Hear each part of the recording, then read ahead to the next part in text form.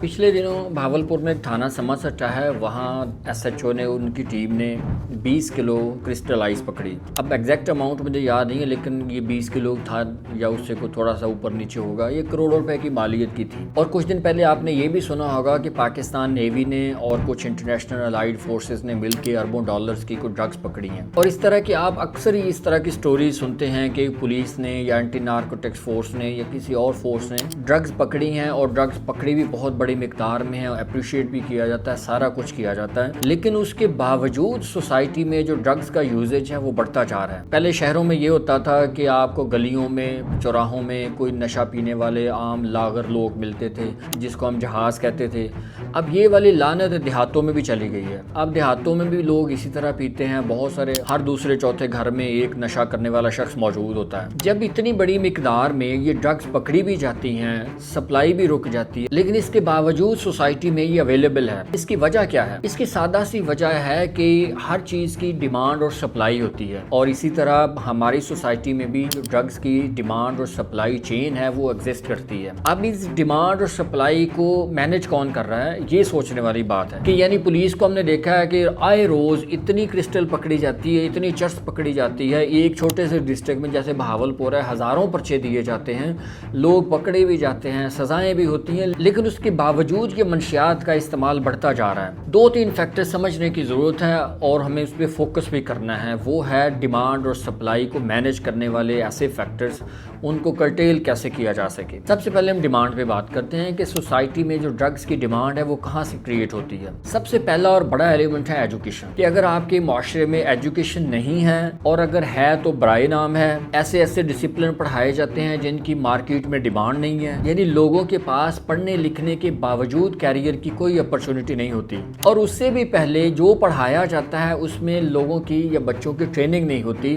उनको ये नहीं बताया जाता है कि आपकी जो हेल्थ है वो आपके और आपके फ्यूचर के लिए कितनी ज़रूरी है। आप अगर ड्रग्स यूज़ करेंगे तो इसका आप पर और आपकी सोसाइटी पर, आपकी फैमिली पर किस कदर बुरा असर पड़ेगा, ये उसको पढ़ाना लिखाना इदारों की जिम्मेदारी होती है। सोसाइटी में जब वो उसको स्कूलिंग स्टार्ट होती है, यानी उसकी जो स्कूलिंग है वो फैमिली से स्टार्ट हो जाती है, फिर वो फैमिली से स्कूल, हाई स्कूल, उसके बाद यूनिवर्सिटी तक पहुंचता है।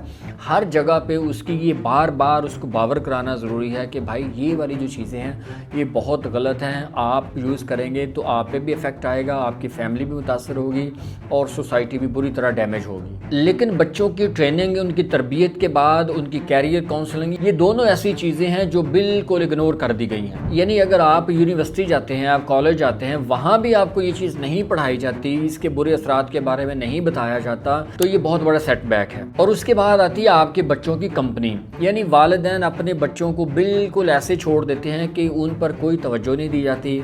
उनको ये नहीं देखा जाता कि इनका बच्चा करता क्या है। वो झूठा लाड प्यार जिसकी वजह से बच्चे बेरारवी का शिकार हो जाते हैं। उनके हाथ में पैसे दे दिए जाते हैं, मोबाइल दे दिया जाता है कि जाओ जो मर्जी करो। ये जो आप अपने बच्चों को इस तरह खुला छोड़ देते हैं, ये भी उनको राग़ब करता है कि वो ऐसी सोसाइटी में, ऐसी कंपनी में जाके बैठे जहाँ से उनको पुश किया जाता है कि आप ड्रग्स का इस्तेमाल करेंगे तो आपके बहुत फ़ायदे होंगे, आपकी सेहत ठीक हो जाएगी, आपको खुशियाँ मिलेंगी, आप रिलैक्स हो जाएंगे। ये वो एलिमेंट हैं जो आपके बच्चों तक किसी न किसी तरह पहुँचाए जाते हैं और आप उनसे बिल्कुल बेखबर होते हैं। ये दो वो एलिमेंट हैं जो ड्रग्स की डिमांड को मैनेज करते हैं आपकी सोसाइटी में। यानी वालिदैन की केयरलेसनेस और इसी तरह इदारों का जो किरदार है वो 0/0 मल्टीप्लाई बाय 0 = 0। और जब सोसाइटी में ड्रग्स की डिमांड बढ़ेगी तो जाहिर है सप्लाई की भी बात होगी। अब सप्लाई का प्रॉब्लम ये है कि जब पुलिस, एंटी नार्कोटिक्स या इस तरह के सिक्योरिटी इदारे छोटे छोटे लोगों को पकड़ते हैं, और सप्लाई चेन रोकने के लिए पुलिस, एंटी नार्कोटिक्स फोर्स या इस तरह के जो दूसरे इदारे हैं वो काम तो करते हैं, लोगों को पकड़ते भी हैं, पर्चे देते हैं, सजाएं देते हैं, ड्रग्स रिकवर भी होती हैं। लेकिन इशू यहाँ पे आता है कि जो बड़े बड़े सप्लायर्स हैं वो नहीं पकड़े जाते। अब इनके भी तो टीयर्स हैं ना, यानी first year, second, third year. अब ये जो लोग पकड़े जाते हैं ना, ये थर्ड ईयर के, फोर्थ ईयर के लोग होते हैं।